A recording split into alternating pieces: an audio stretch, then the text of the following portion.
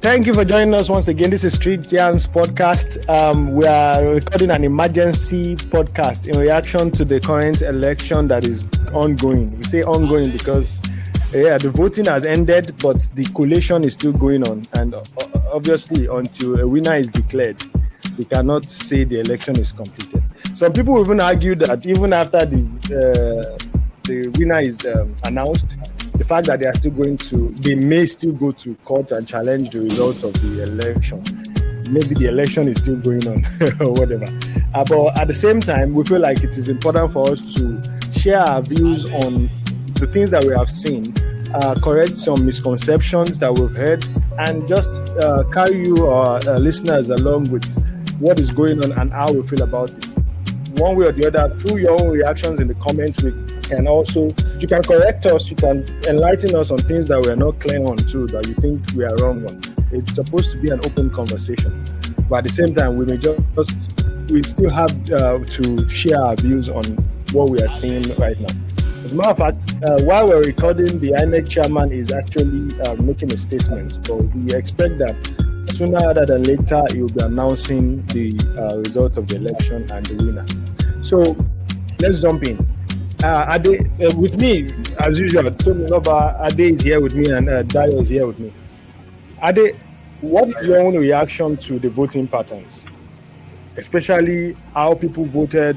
Was there anything surprising to you? Something you expected or something you predicted? Just tell us what you think. Okay, thank you very much, bro.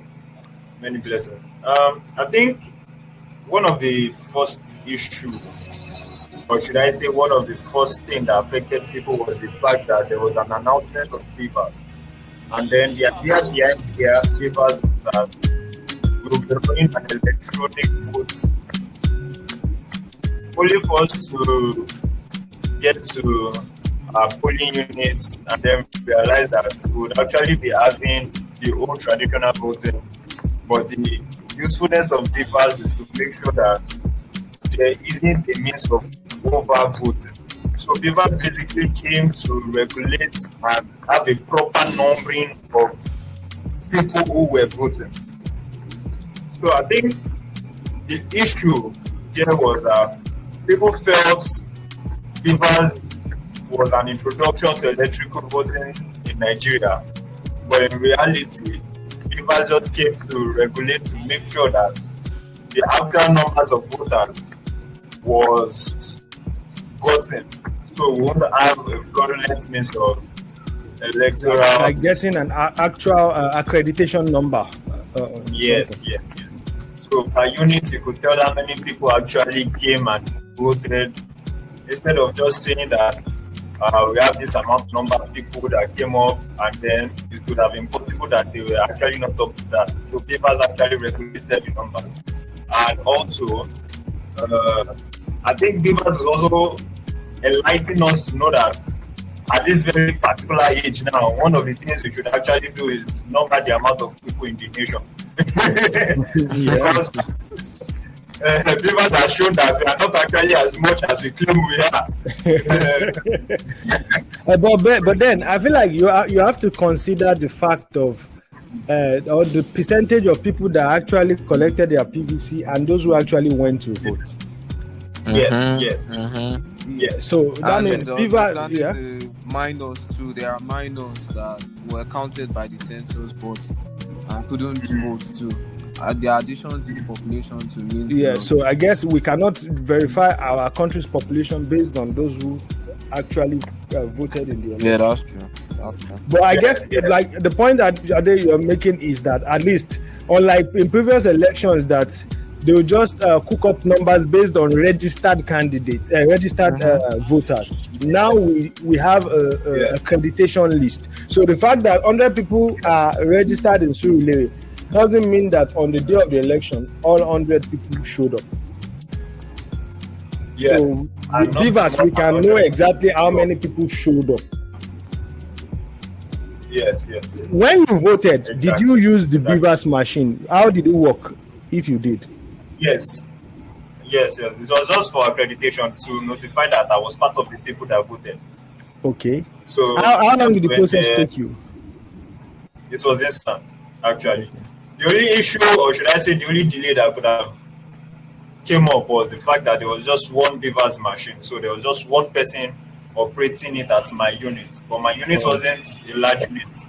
It was a community area at Duku. So exactly. So it was easy, it wasn't rowdy, it wasn't everything so went smoothly. Okay, yes, so and fast. Dayo, you've looked at some of the voting trends. What do you think that going forward, like if you want to advise another person going forward, would you say that social media actually had an impact on this election from your own perspective? I would say social media played a major role in this election that is taking place, because it's still taking place. Because social media was the medium people used to promote their perceived candidates, and with the help of social media, many propaganda was outside. There were even situations where some people were providing false information just to tarnish the image of others, just to sabotage another person. Yeah. Different things like that. And Twitter especially. Twitter played a major role in this election, especially for the LP candidates, because it was like a tussle between the LP candidate and APC people, especially on social media. So I think social media played like a big role in this election. Yeah, honestly, to your point about that propaganda, you wanted to add something? Actually, go ahead, please. Okay, so to your point, Dayo, about that propaganda, one thing I noticed from Twitter particularly is that the moment one person is carrying one propaganda, by the time, except you don't want to look for maybe the two sides of the story, by the time you click the comment section, you will see somebody posting a rebuttal to what that person is saying. Yeah. Before you see somebody post one election result to say something, another person is posting another thing. No, that's a lie. There was even a point where I saw some election results and somebody said, no, that's 2019 election. I was like, wow. How do you know that that's 2019 election result? And by the time the person posted the evidence, I was like, it's like people are actually as ready as INEC for this election. You know what they do now. The usual. The internet never forgets. Never forget. They will never forget. And funny enough, the people on Twitter, I think they like to see themselves as the intellectuals. Yeah. So they like to, as much as you will find a lot of false information on Twitter, I feel like it is still, in terms of like conversational kind of posting, is more engaging than Instagram. Yes. So I get a point about more of written words. Yeah. I get a point about why Twitter kind of led the way as far as social media is concerned in this election. Yeah. Honestly, not being in Nigeria, I was not able to exercise my right to vote. But from my observation here, I noticed that, there are some, Lagos particularly, the kind of marginal difference between the votes of the Labour Party candidate, Peter Obi, and Tinubu is so, I would say, it's totally surprising, because we know that Lagos is like the seat of everything social media. So if you are popular on social media, you're probably popular in Lagos. Exactly. But then to wrestle Lagos away from Tinubu will have not been easy at all. What do you think particularly contributed to that for Peter Obi being able to wrestle Lagos away from Tinubu? At least according to the results we have seen officially. Bro, remember, I think during the week, or probably day before yesterday or so, we were really listening about this issue. Yeah. And one of the things we spoke about was the concept of the wokeness in Lagos. The fact that Lagos is more like a mixed background state. So it has a lot of, a lot of groups. Yeah. Thank you. A lot of interconnected groups. It has a lot of awakened individuals. It has a lot of people coming in trying to be aware and ready for things. So the fact that Lagos is not streamlined like most rural villages in the or the rural areas in other western states. Yeah. Because it is actually awakened to the consciousness of what is going on. People could come up and decide to choose who they would want to go for, or they would decide to have a stand and be I'm looking for the word to use and be conscious about it. Let me use that word. It's just like now, if we are going to talk about religion in Lagos, Yeah. we have Muslims and Christians running together. We have even Almost separate equally. kind of Muslims, exactly. And we have separate kind of Christians, and still we have the Alamos, the traditionalists, who are all just flocking together and everybody is cool. It's not like you will see somebody break calabash somewhere in Nigeria, and then you'll be like, hey, you can't do this in this land. No. Yeah. And it's not like you will see somebody going to the mosque at 4 a.m. and having the speakers out and preaching, and you'll be like, no, you can't do that in this place. Or you see a man of God sharing flyers on the road, and you'll be like, no, you can't be a Christian in this place. You know? Yeah. So the fact that Lagos is dynamic gave the grounds to anybody to be able to prove that this is the person I'm going for, and this is the person I would like to go for, and this is what will stand. You know? So Honestly, that I think the key word there is the dynamic aspect of Lagos State. And to your point about the religious plurality in Lagos and ethnic plurality, I remember one time that we were doing one of the points of our religious tolerance in Lagos. Let me use that word. When we were doing from in church back then in Liberation Chapel, we were doing evangelism. I don't know if you remember when we got. I don't know if they still do that, but at that time when we got in front of a particular mosque, we decided to turn down the volume of the speakers and everything till we got away from the direct front of the mosque, and then we continued what we were doing. nice. For me, that was an example of respecting each other. Exactly. Yeah. It doesn't, because the 2 minutes that we used to reduce the volume of our speakers to just pass by does not take anything away from our ability to evangelize. Yes, As a matter of fact, somebody observing from the side can look at that and be like, oh, I like this religion where they respect other people's religion. You know, that kind of thing. And it could be a positive thing. But now that brings me to my next point. We seem to have tolerance for a lot of things in Nigeria until you add politics to the mix. For instance, in Lagos, the Yoruba person is mixing with the Hausa, aboki.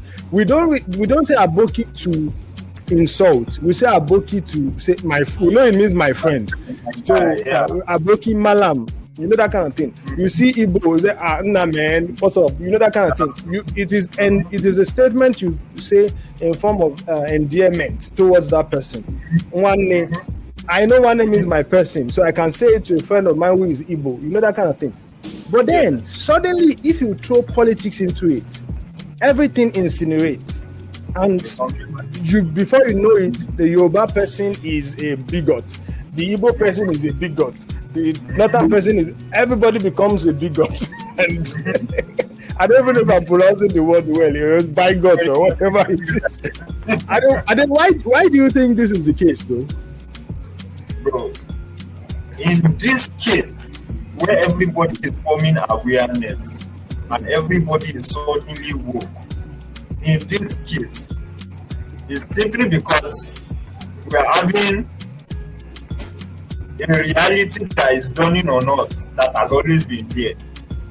Before now, one thing about this is something people actually don't seem to understand, which is one thing about Nigeria is when you are trying to run an election, you will compulsorily have an Hausa man, or should I say a Northern man with you, because of the mass. Because of the mass. So we know that if you don't have an Hausa man with you, you are definitely losing the election. And why do we have Northerners? Because the Northerners will diabolically, they will stiff-headedly, and they will politically follow their guy. Mm-hmm. So it is that. So on that scenario, we would say definitely that we have tribes that will not go outside or will not come to a point of not being because it is definitely going to happen. Suddenly, that So friendship evaporates, and now everybody cares about their own ethnic affiliations. thank you. For you to even know that Nigerian politics in itself also deals with ethnicity, you will realize that should I say the mantle of leadership is being passed around the three communities or the three tribes, the three major tribes, let's put it like that. Because it's not like we've seen a member of chief come and become president. You have to be one of the three major tribes for you to get your position or the office in politics here in Nigeria. So now, these are things that have shown that the politics in Nigeria in itself It's not balanced. is tribalistic. So now that everybody now begins to be awakened and they are now saying, because you are going for this guy, you are tribalistic. Because you are going for this guy, you are tribalistic. I now begin to wonder, why are we ever not be tribalistic?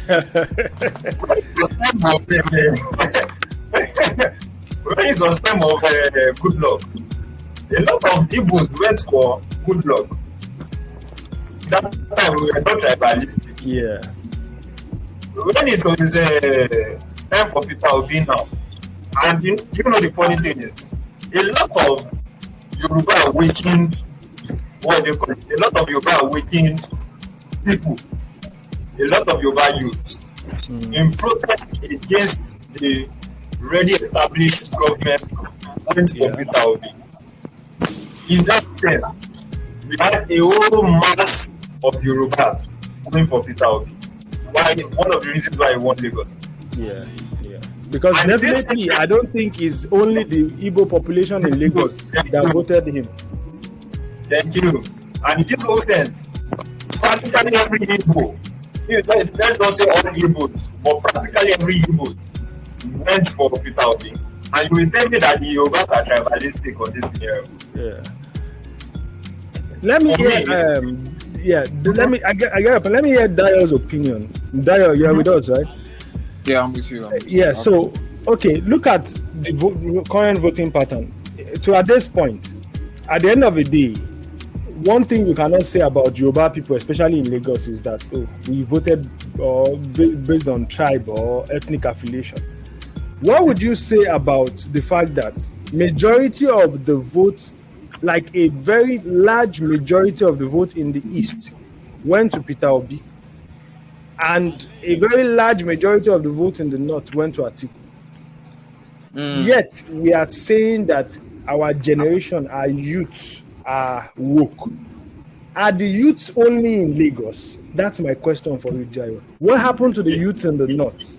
What happened to the youth in the East to wake up, that are actually awake now, to wake up to say, because Peter Obi is Igbo doesn't mean I must vote for him? Why did they still vote along ethnic lines? Or is it just people above the age of 70 that voted that voted along ethnic lines? What do you think, Dara, about that? Okay. I think Ade rightly said before, Ade was like, Lagos State is a state where there are so many ethnic groups there. And considering any other states in Nigeria, I think Lagos State is like the number one state that has the most enlightened and famous people, so to speak. And if we look at the trend on Twitter, let me use the preceding years of preceding rulership, the method of rulership in Lagos. I think APC has been like the concurrent ruling party in Lagos State due to their good works, and which is visible that everybody can see them. And judging by recent happenings in Lagos, starting from the end-SARS era, that has led to different perception about the ruling party, different things that people are starting to see about them that make people feel like, no, these people they have fooled us enough, they have had enough of us. They want to try and see another a change. And if you go to Twitter, the the famous people that are on Twitter, most famous people that are on Twitter reside in Lagos, and they have massive number of followership. The woke youth, let me say woke people, woke youth, and some few elderly, they are mostly in Lagos. Lagos is a state where you have let me say the famous people. I've said it before though. And basically social media leaders. Social media, exactly. That was the hair. You get the point now. Social media leaders. And using the NSAS too, I would say the NSAS played like one major role in all this, because during the NSAS protest, no other state carried out what was carried out in Lagos. Yes. Lagos State has the most turnout in Nigeria. Like they are at Ikeja, at Lekki. Lekki was like the highlight of Lagos though. But there are also still some places in Lagos State that people came out in mass. No other state could pull that off. Even Abuja, they tried, they couldn't. But now, to that, my question: why do you think, even with this reality, the youths in other regions did not vote according to the wokeness that is the trend right now? We can't say they didn't vote according to the wokeness, but I would just say majority of the woke people are in Lagos, because I think other states to have vote for Labour Party too. They have at least maybe might not be as much as other parties, but I think some people still voted in other states. But Lagos State is like the major headline of that woke people. That's where woke people stay. That's why the Lagos State has more votes for Labour Party than. That's why Tinubu lost to Lagos State. And judging by that, those recent happenings, they played a major role. And you know what happened after them? The social media stuff, where they took off their VPN and stuff, and where even the aspiring president now was accused of being part of the setup of that NSAS stuff. So that thing led to a lot of things that made people don't even want him in Lagos State. Yeah, I see your point, because the reality of it is anything that happens under your watch as a government, you cannot totally absolve yourself from it, especially when it is a face-off between the people and the government. Exactly. My next question to you is in terms of social media again. So, like the concept we just created now, me and Dayo, social media leaders. The people, and those who we call the social media leaders, obviously are those who have the highest number of followers and engagement on social media. Honestly, with the way social media is right now, you don't need to be invited to Channels TV to share your to react to a social or political issue. On WhatsApp. Exactly. On WhatsApp. Before you know it, it is viral. Like Mr. Macaroni now, if he posts something, I can assure you that some of the social media leaders, when they say something, when they comment on what is going on social media, it will reach more people than what channels can even do. Right? What do you think is the responsibility? Because now we can, channels can be sanctioned for carrying false news. So because they can be sanctioned, Arise TV can be sanctioned, TVC can be sanctioned, they will be more conscious of what they are putting out. Every time I watch channels, they will keep insisting, we don't have the final result yet. All the figures we are showing is from INEC, that kind of thing. They don't want any issues. But then, social media leaders, because there is no official regulation, there is no Nigerian Communications Commission that will sanction them or whatever, they tend to be able to do what they like. What do you think should be the responsibility, patriotic responsibility of those social media leaders at the time like this, so that we don't throw the whole country into crisis? The first thing I say, or let me say it now in proper English. The first thing is that there's no way we would have a person that is not emotionally driven to get to results. Exactly. So for the fact that people have a choice, the word in itself is opinionated. There's no way we can have people that will not come and tell us what they think should rule over us or should run over us. even though it's their own personal bias. Thank you. Thank you very much. We see it everywhere. We see it when it comes to communication. We see it even happened during the election where people thugs came to the ground and they were like, guy, you either vote for this person or you are not voting at all. We will mess you up. So it even went beyond the fact that it shows that it's a personal character that people just put into their means of empowerment. We've seen social media as a means of empowerment. We've seen physical approach as a means of empowerment. We've seen what do you call it? Communication, all forms of communication, basically, as a means of empowerment. So when people realize that they have a sense of, should I say, a sense of passive information or enforcement, they will now use the medium in which they have to relate their information. So they don't really care if it's of, for them at that period, it's of positive impact because they are making the sense. They are making the sense. So they don't mind. They will just cast it however they can. Just make sure. Funny thing was during this period, some things happened that naturally there are crimes against election where you go and tell people, vote this person. And it was very rampant. And it was taken as a joke. As a matter of fact, it was accepted. There were a lot of comedians that were like, don't use your sense. We are tired of your sense. Vote this particular person.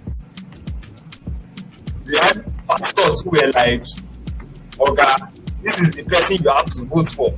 If you are not voting this person, then God is disturbing your life. You don't know if it has become curse now or just prophecy. So it's even people that are on social media, that have the social media capability. It goes far and wide. So it was just, but basically, when it comes to control, one of the things the government tried to do during their time, which was actually heavy on us, and it was because of things like this, was them, what did they do again? They placed restrictions on Twitter and made it impossible for Nigerians to use Twitter. If you go to, is it North Korea? They have their own there. Go to China. China is even using specified Facebook and specified, you cannot just enter. So, so you cannot swipe on Tinder now and match a Chinese girl. She has to ask China. Yeah. So okay, Dio. Yeah. We are still on the topic of social media because I feel like it is real. Like you said, we cannot underestimate the role it has played. I noticed that generally people are calling out celebrities. Some celebrities are actively pushing their own candidate. Vote this person, vote this person.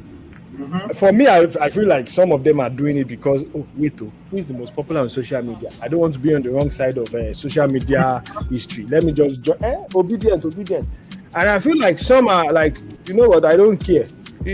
I'm going to support whoever I want. But then there are some that have decided to just take a step back and say, you know what? Yeah, politics affects us all, but at the same time, I don't want to comment. I don't want people to make their choices based on what I say. I feel like those people recognize the power or the influence they have on their followers, and they don't want to, especially when you have little information about something. It is not right for you to push people towards it. Mm-hmm. What do you think about how they are calling out people like Burna Boy and Wizkid for not expressing their political opinions at a time like this? Do you think it makes them bad, unpatriotic Nigerians, or do you think it's their right of privacy? For me, I wouldn't say it's a bad thing that they did actually, because they understand the level they are. They are big influencers in the country right now. Music is like one of our major exports right now in Nigeria, and they have a massive tons of followers. So they understand this, and they are trying to avoid the situation whereby they endorse somebody, and maybe the person eventually becomes the president or whatever, and then the person now fails woefully, then you now come back to the person that endorsed this person. Imagine, see what you endorse for us. That kind of situation, Exactly. they're also trying to avoid it. That, and I think that led to their neutrality in situations like this, because in a certain way, I would say they did it right, because influencing is a big responsibility, and you have to be very, very cautious with whatever you're going to put out to the public. I'd like you to Because- repeat that statement. Influencing is a big responsibility. Exactly, it's a very big responsibility, because some people, they might be able to actually sit down and evaluate what you're trying to put out to them. Yeah. Whereas there are some people that they are like, I wanted to say something, but they're like soldiers. So once you tell them, this is what we should do. As a soldier, I take offense to that statement. But carry on. That's like, please, I'm sorry. Carry on. So some people they don't critically evaluate whatever it is. They are like, whatever this person says is final, is my idol, is my number one. I will stick to whatever he says, which is not supposed to be so. Yeah. And I won't blame them too, because we are in a free world. Everybody is opinionated, and you are free to do whatever you want. But Wizkid and Burna Boy actually released a statement saying exactly what I just said. Now, it was like, he's not trying to endorse somebody that And will then now get blamed fail, for it. and you get blamed for it. So he's also trying to play safe.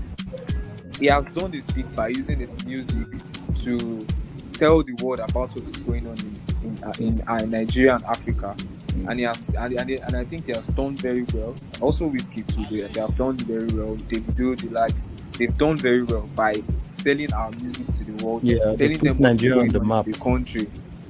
Also trying to sensitize the people on what to do in situations like this, to fight for their rights and stuff. But now, placing their opinion on people, I think that's a bad idea, and that is what they try to avoid. But the only issue I have with them actually was, I guess they were not in Nigeria then, which actually they were not in Nigeria to perform their civic duties by voting. That is the only issue I can say. That's the only place I can say I can fault them. But by being neutral and not pushing their opinion on people, they are playing safe also. This is politics. Nobody is the saint. Yeah. If you endorse somebody today and it fails tomorrow, what will you say about that? So it's just as simple as that. Yeah, I agree with you. Honestly, one of the things I always believe about Nigerian politics is that every 4 years they just scramble amongst themselves and give us 2 or 3 candidates and say, "Yeah, pick one." Then another 4 years they scramble again and say, "Yeah, pick one." It's like you are picking pieces of a Scrabble board and you don't know the word is going to form. Whatever it forms, you just go with it. So I think, yeah, we've had a fun conversation. But before we round up, Ade, do you have anything else that you want to add, like any other reactions, opinions, or things that you just want to put out there? Yeah. I think one of the things that is actually rampant now that is making me laugh is the fact that all of a sudden, what do you call it? Uncle Dino is now a savior.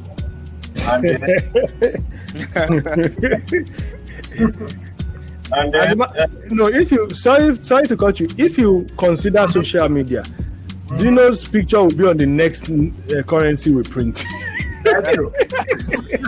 Yeah, it was like you that came to save the day. Exactly. oh my God.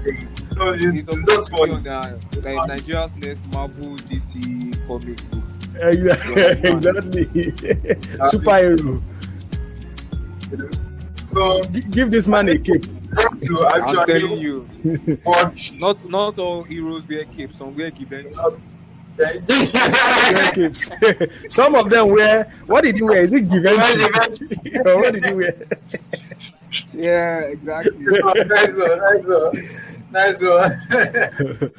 So basically, Sha, I think we should just learn to actually listen and know what's up, because one of the things that I kept on facing was people asking me or talking to me about how Dino came and tried to save the day, and how the chairman of the electoral committee wasn't doing what he was supposed to do. And I wondered, because I asked people if they continued watching the program or they just picked up that particular part And just run or with maybe they saw it on status or they saw it on Twitter, and then that was all.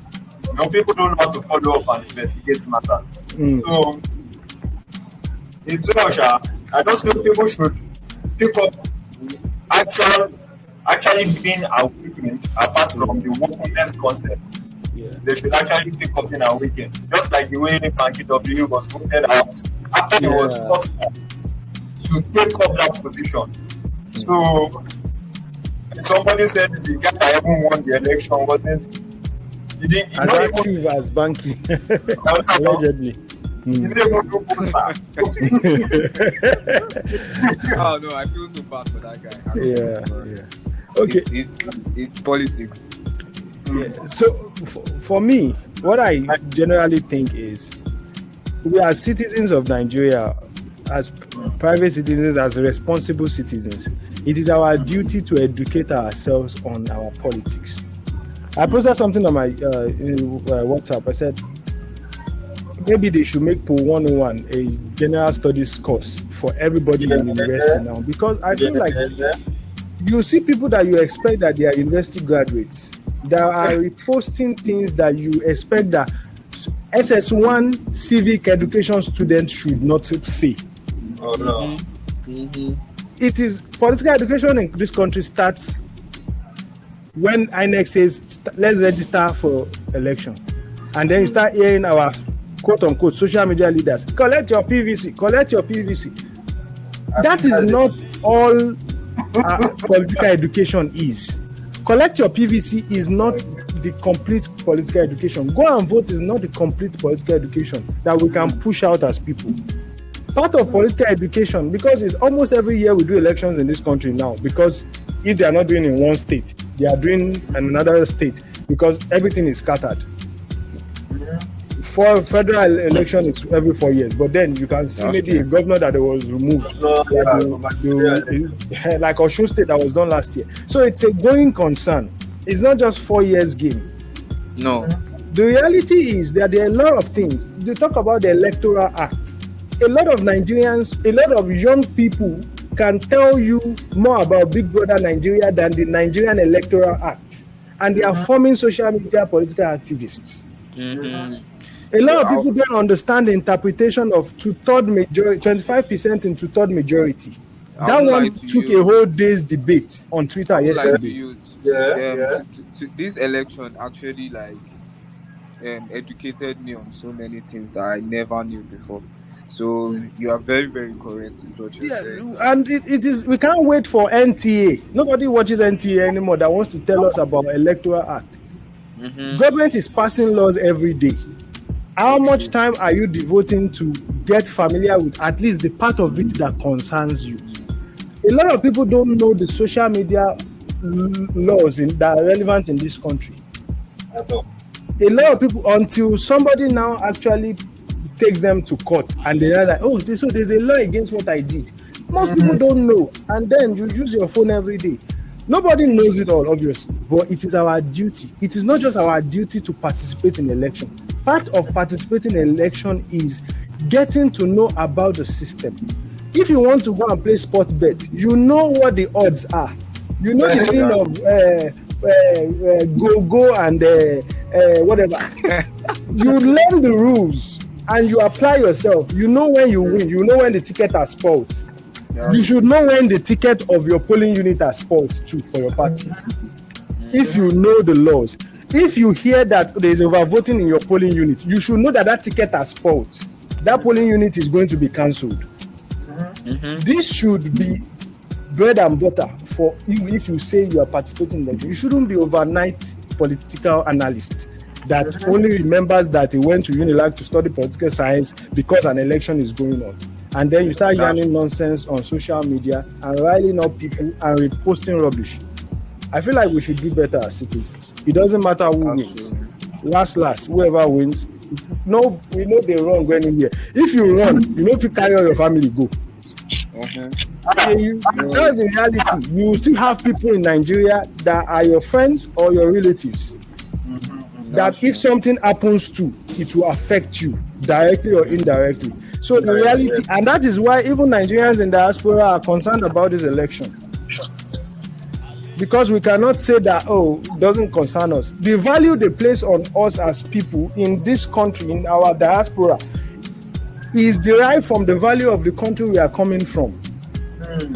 If our country, if people that are citizens of Syria now, it is the conditions of their countries that we used to look at them. By the time they come to America or the UK, they call them refugees.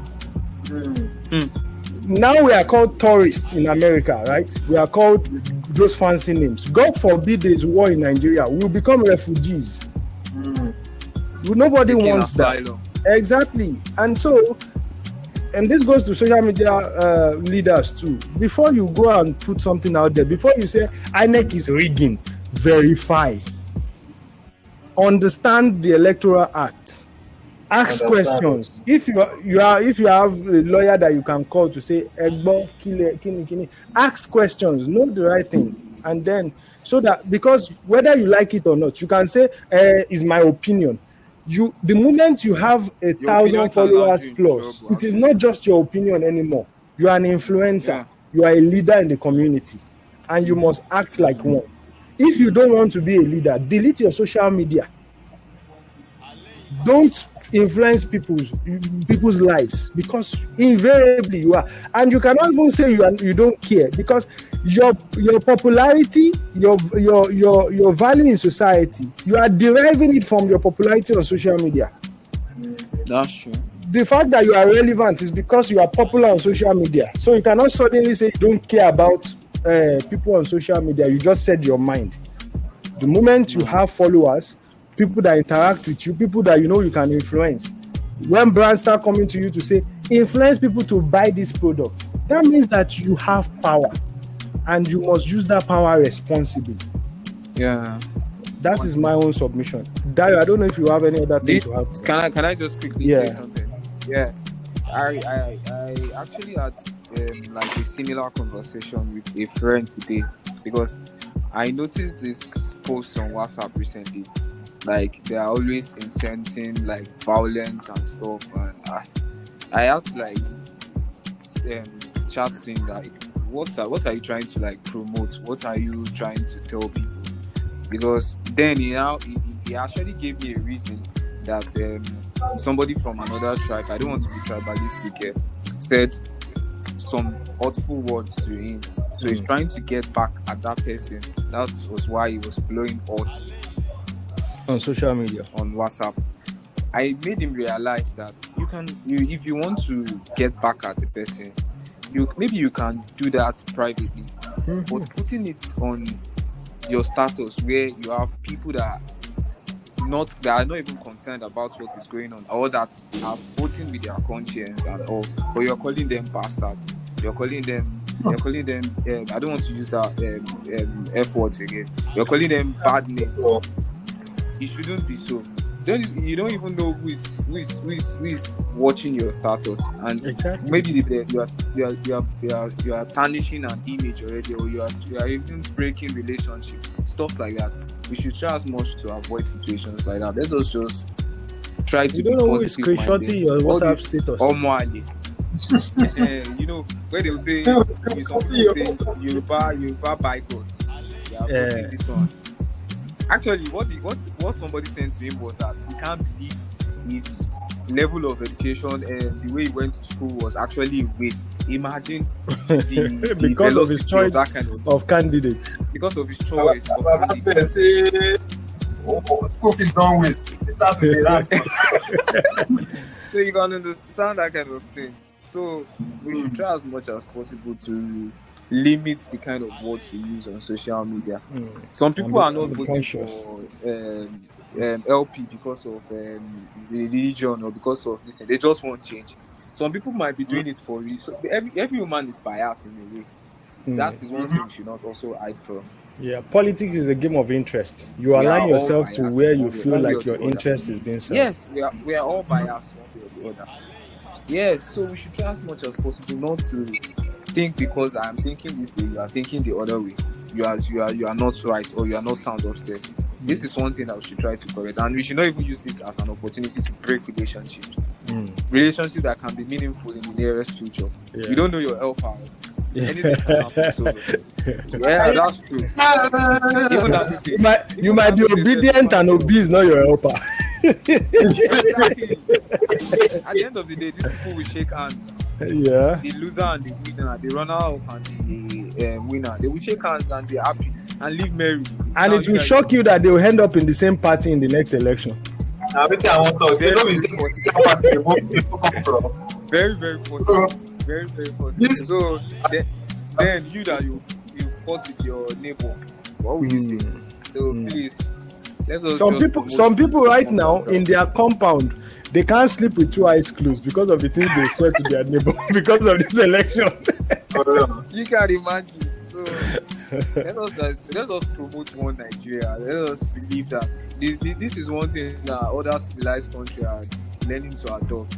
Ability to agree that we are in a free world. Yeah, tolerance. Yes, you are free to do whatever you want, in as much as you are not doing it at the expense of another person's life, or you are not going against the law of the land. It's your opinion. It's your right. Feel free. Choose your candidate. Let me choose mine, and let them contest and do everything. Let us go and vote, and let the winner win. Life shouldn't be as hard as people are making it seem. So please, peace. So one law. We want one Nigeria. I beg. Yeah. Make we please greet each other when we're after election. Don't be saying I'm blue. We show ourselves. Yeah. Like your brother Yemi posted something on his page. He said social media is on fire. I said let it burn. It's better social media is on fire than the streets are on fire. Yeah, that's true. So God help us. I think we've had a fun conversation today. Yes. And we've been able to touch on most of the topics. Till we meet again, if Jesus tarries, like you said, like we say, we hope that you will join us again and we'll be able to rub minds and share more ideas in future. I remain Tomiloba, and Manuel Ade is here with me too. Nekunda, we are all saying thank you for joining us. We'll talk to you some other time. Bye-bye. God bless. One Nigeria. Yes.